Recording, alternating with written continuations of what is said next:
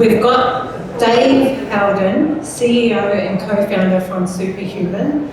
He was on our stage last year and it was interesting context, but today we're talking about doom scrolling, and I don't know how many of you, we blame our kids for being doom scrollers, but how many of you are on your phone right now?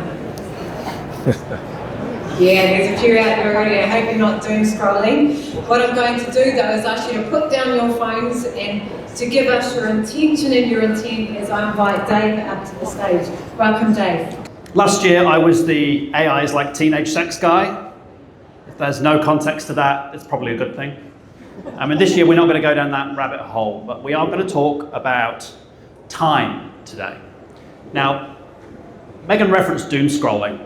That's essentially some clickbait to get you guys to come and have a look at what we're talking about. But today is 100% not about the products that anyone does. We're not talking about OpenAI's language models. We're not talking about anything specific related to the technology. What we're talking about today is 3 specific customers that were, this time last year, they looked and smelt just like you.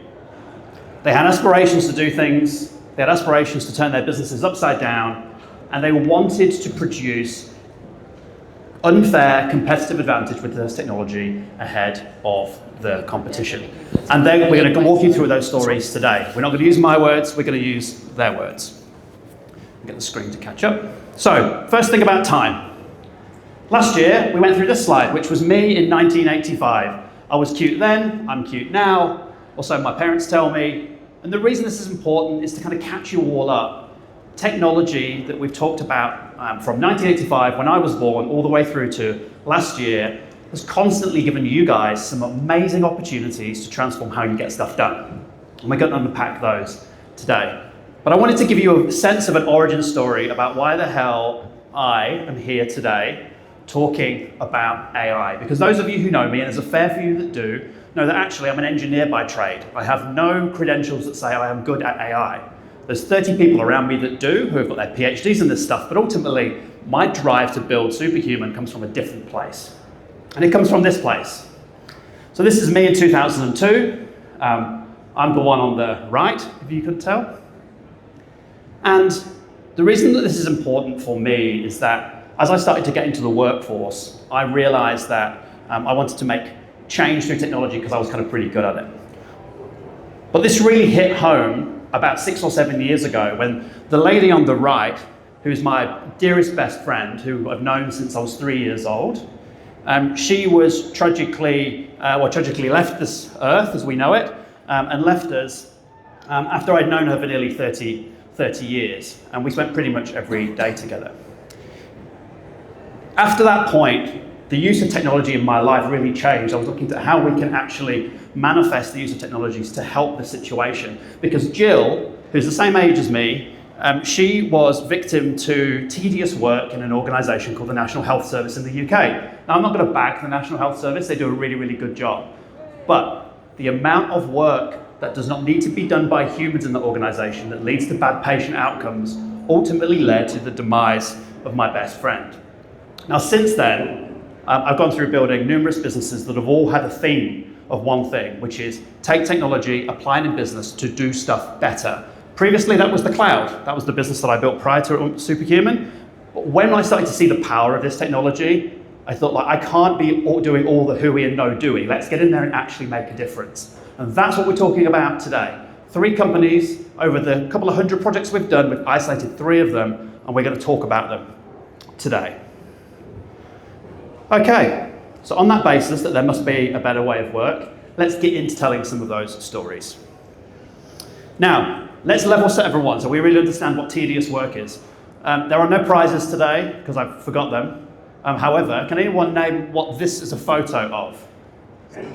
Panama Canal, exactly, the Panama Canal. Panama Canal is 82 kilometers long. It started construction in 1881, took 40 years to build. 75,000 people were involved in the construction of that canal.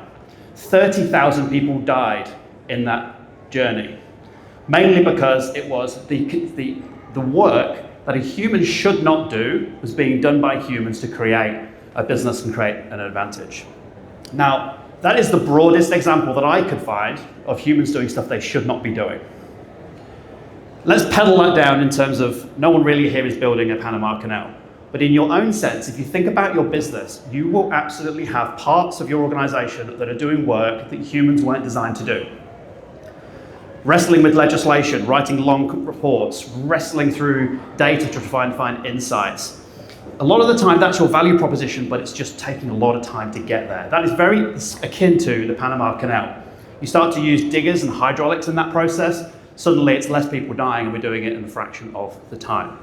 3 stories we're going to talk about today that have had that mindset. Freeing their smart people from the tedious work so they can create unfair advantage.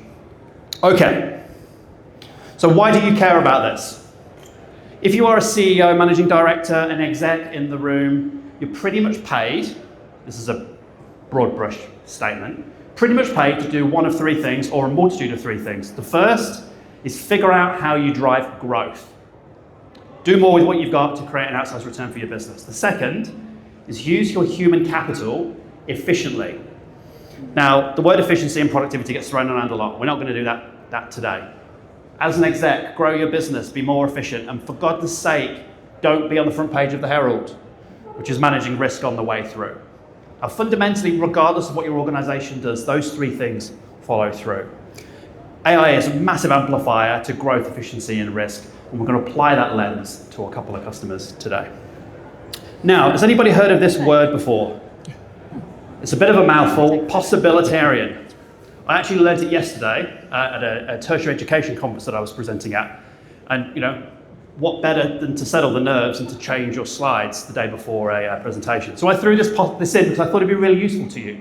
Because the customers that we're going to talk about have definitely demonstrated the ability to be, or have been, possibilitarians, which I think there's probably a few more of you in the audience today. So possibilitarian, someone who actively seeks and believes in the potential for good and positive outcomes in any situation, even amidst challenges and darkness. Now, whether you're a believer or a non-believer, there is definitely a dark side to where AI could take us into the future. But I like working with possibilitarians. We will engineer through the darkness on the way through. But I believe we're a group of people that are pretty positive about the future. So let's get on and have a look at some of those stories. So the first thing I want to talk about is, we're straight through it, is a company called MAST Academy, Marine Specialised Technologies Academy based out of Auckland. They've been a customer of ours for a year, and they're a private training establishment in the tertiary education space. Headline here being is a very, very large percentage of the cost of operating a private training establishment is considered tedious work. They're there to train people how to build boats, not to build assessments, write training materials, and drive the compliance of those training materials. Tedious work that adds really nothing to the value prop, because ultimately it's about learner outcomes. So let's take a look at the story of MAST Academy, because it's far better from their words than from mine.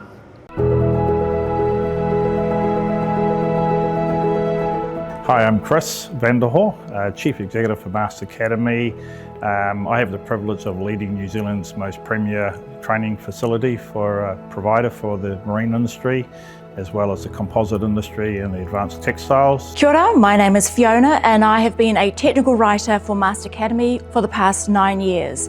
That involves taking the NZQA unit standard, developing an assessment from it that is at the level and at the right version, and then from that assessment we actually develop a study guide to help support the learners to complete that assessment. A real challenge for ourselves as an organisation and any other organisation that's a provider is that we currently have around 400 standards that we work with. So every time we need to review or develop a new program, we need to develop those resources as well. We have to meet a certain standard to maintain the outcomes. When it comes to the study guide, that can easily take 4 to 6 weeks from scratch just to create the content for that. AI, through SupaHuman or Mass Intelligence as we're calling it, it knows the unit standards that is registered with NZQA, it knows the assessment outcome, and it knows all the learning resource inside that for the learner. So the really icing on the cake is that we can actually now lift the learning outcomes for all our apprentices and learners that are engaged in our programs, because they now have a tool that they can access. Okay, mass intelligence has been an absolute game changer. It's made my life so much easier. What used to take me 4 to 6 weeks now can be created in a matter of minutes. This is really going to open up and provide tremendous benefit to learners, where the functionality through mass intelligence and the AI capability is really going to lift and change the thing. It's also going to put New Zealand on the map with training and learning outcomes. Another benefit is that it frees up our time. We now have more time to be able to teach or work with our learners. But I'm really excited for MAS being able to lead this and take it forward for industry. And I'm a strong believer that I think we're only on the beginning of this path, because I think collaborating with SupaHuman AI and the team that are super excited about the possibilities, about all the other features that we can add. A possibilitarian. Chris is actually in the room. Chris is the CE at Master Academy. And the Master Academy team were just like you a year ago, embarking on this journey, and look how far they can come in a period of time. The second story I'd like to talk you through is soil and rock consultants, crafting these complex reports that are based on localized geoscience to the New Zealand Geotechnical Science Standard, and making sure that it's fit for council. And what better way to reduce cost and better shareholder value is through reducing cost for council. So let's take a look at their story, and then we're going to invite Simon Couples, as the CEO of Soil and Rock, on stage for a few questions. So here's the story of Soil and Rock.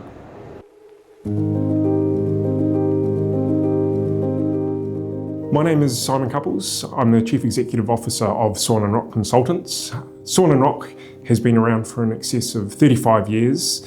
And we support the New Zealand construction sector by providing expert geotechnical advice. Hi, I'm Chris. I'm a Director of Soil and Rock Consultants and a team leader of the geotechnical team.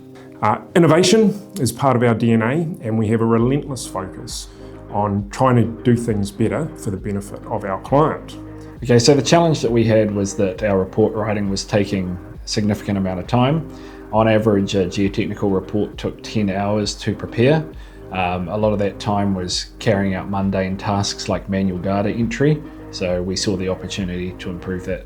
When we met the SupaHuman team, we were looking for internal efficiencies so we could free time for our engineers to focus on value engineering rather than time-consuming project administration and word processing. Enter AI. So we've worked with SupaHuman's developers to create a custom AI co-pilot that we've called Archie. It allows our engineers to direct upload their geotechnical information and then prepares us a draft geotechnical report. So this wasn't just automation. It was smart contextual intelligence built around our legacy engineering processes that delivered transformational results. What Archie's allowed our team to do is spend less time on the mundane reporting tasks and the manual data entry, and spend more time on the value-add engineering tasks like analysis, site visits, and the things that they really enjoy. Since the implementation of our AI workspace, the results have been phenomenal. We've eliminated manual errors, we've slashed reporting time, and most importantly, we've created capacity for our engineers to focus on value engineering and add real benefit for our clients. For Soil and Rock, this is just the beginning of our AI journey, and we're excited about what we're able to do over the coming years with such great technology.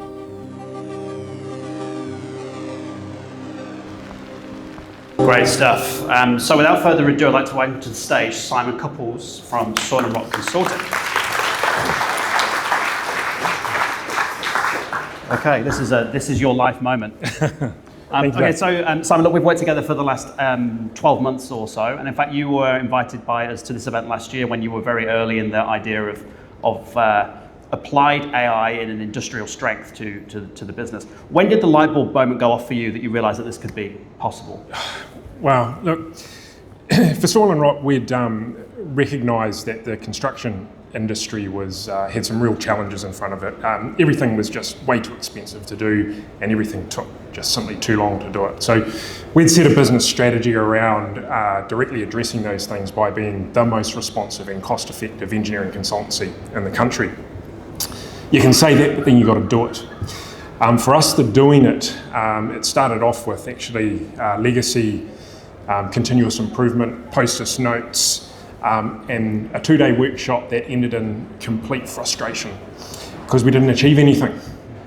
I went home super grumpy about that, and fortuitously, I have a wife who's a lot smarter than me and said, hey, have you thought about AI? I think the next day we were on the phone to SupaHuman, and we went from there.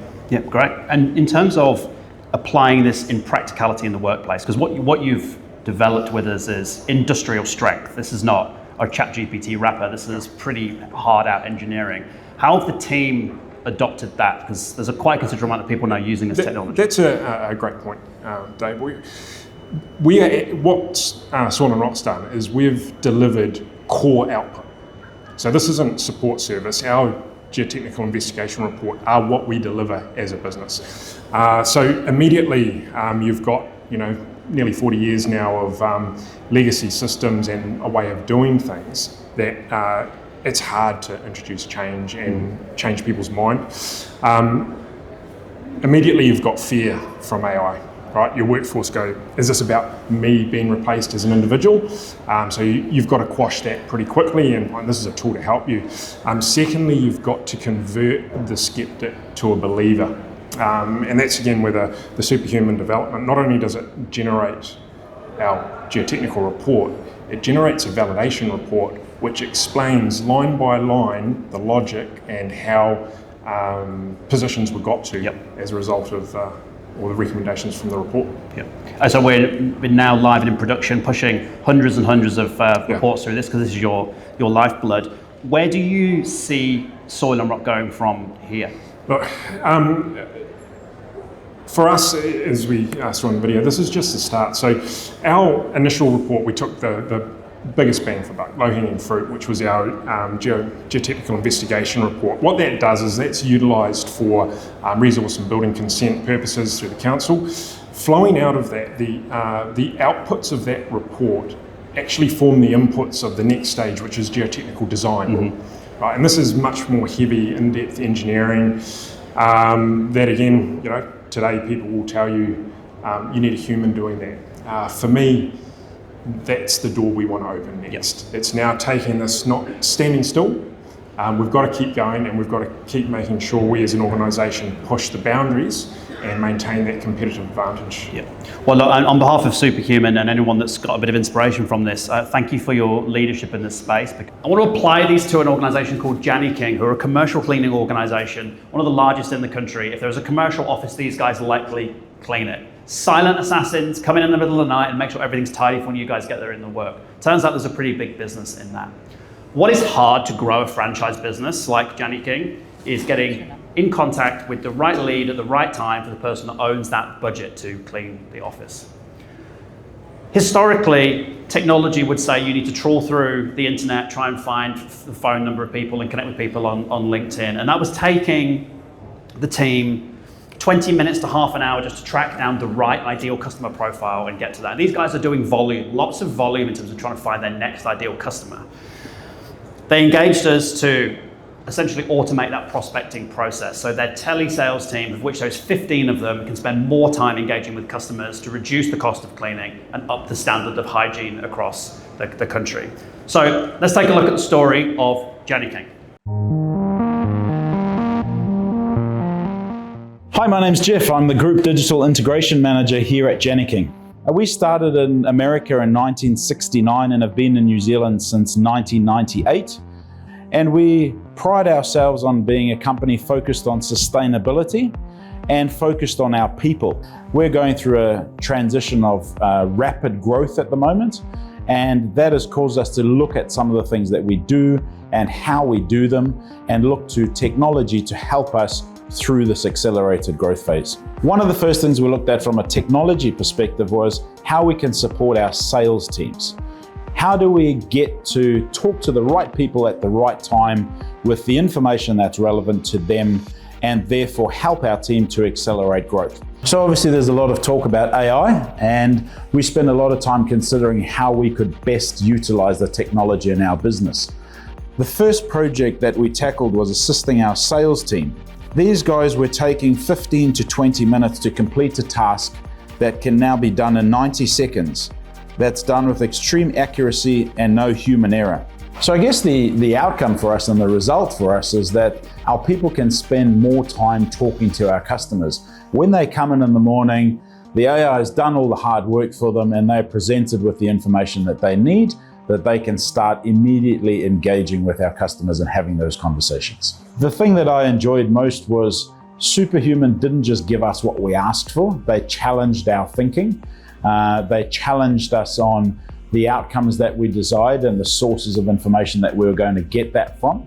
And then clearly, obviously from a customer's perspective, we don't see the actual engineering part, but the results, it was very clear that there's some extraordinarily talented people working in the SupaHuman AI engineering department. That is actually on you guys. It's a leadership moment to step in and have those conversations. And we're just really looking forward to supporting those as we go into the future. The reason we're bringing these to your attention today is that Jenny King, Soil and Rock, Master Academy, and all the others, they look just like you guys. Over the last 18 months, these are just a handful of some of the organisations we've worked with that have been in those leadership conversations. How do you grab that tedious work, figure out what you actually do as a business, where that value is, and drive intelligence through that by doing a couple of things. First is understanding what your intellectual property actually is, then seeing how that can manifest in intelligence and freeing that from the human capital that drives it. Of course, we can talk about policy. Of course, we can talk about funding. What are the government going to do? What's the policy around data protection and ethics? It's all very, very valuable stuff. But at some point, we have to do the do. And these are the guys that are doing the doing. And I just thank them for their leadership, their investment, and their ability to pull all this together. So, in closing, this is me, 40 years on, from the 1985 picture. Yes, I was the AI is like teenage sex guy last year, but it turns out I had a baby in February this year. Thank you. I didn't do any of the hard work, don't worry. Now, why this is important is that, yeah, there's a bit of a timeline here, but I just want to anchor this back to going, this is my son, Mac. He's 7 months old now. I have no idea what the world's going to look like when he stood on a stage doing something like what I'm doing in 40 years' time. It's up to you guys to define that. We don't know the answers, and that's an uncomfortable place to be, but we do need to get comfortable with it. But I just hope that you guys can lean into this as much as I'm enjoying leaning into it, and we can create a future for all these wonderful humans that are starting to be brought into the world. So with that, I'm going to leave you with a parting gift. If you're interested in talking to us, just take a quick squiz of this QR code. One of the team will be in touch. We are offering the ability for those who have attended today for us to come out and see you guys at no cost to help support use case design, look at technical feasibility of taking you guys into the superhuman future. All right, within that, I will leave you guys to it, and I'll hand back over to Megan.